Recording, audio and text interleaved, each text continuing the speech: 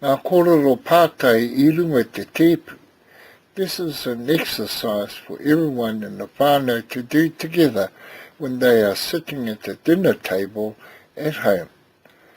First person will ask for something that is on the table. Second person will reply and give the item. First person will say, thank you. Kupu whakamārama. Kei whea. Kei konei. Homai Anei. Haere pai ma te atua koutou e manaaki. Kua mutu te whakapai I te tepu. Me kare ki a tātou. He te atua whakapai ene kai hei oranga mō a mātou tinana. Whangaea o mātou wairua ki te taro o te ora. Ko ihu kreiti tō mātou ariki. Āmene.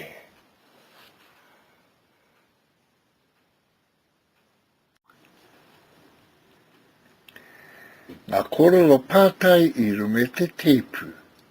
First speaker. Kei whea he kapu. Where's a cup? Second speaker. Kei kone te tahi. Here's one. First speaker.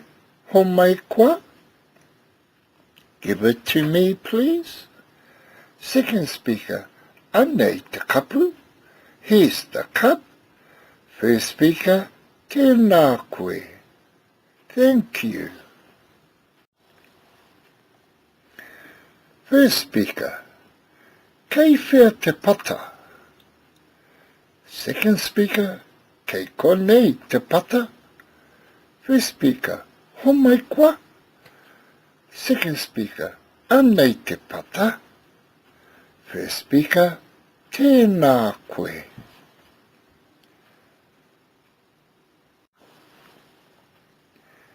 First speaker. Kei whea te rewana. Second speaker. Kei kone te rewana. First speaker. Homai kwa. Second speaker. Anei te rewana. First speaker. Tēnā koe.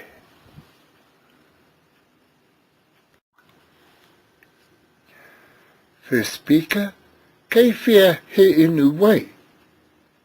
Second speaker. Kei konei he inu wai. First speaker. Homai kwa.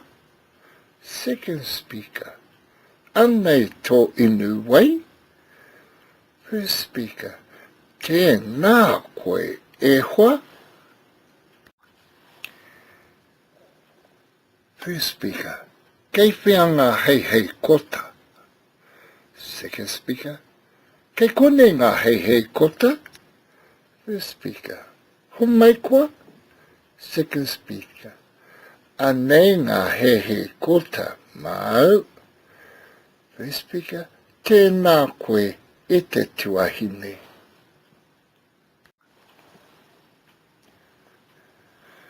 First speaker. Kei whea te kinaki reka. Second speaker. Kei kone te kinaki tino reka. First speaker. Homai kwa. Second speaker. Anei te kinaki tino reka. First speaker. Tēnā koe e te tuakana.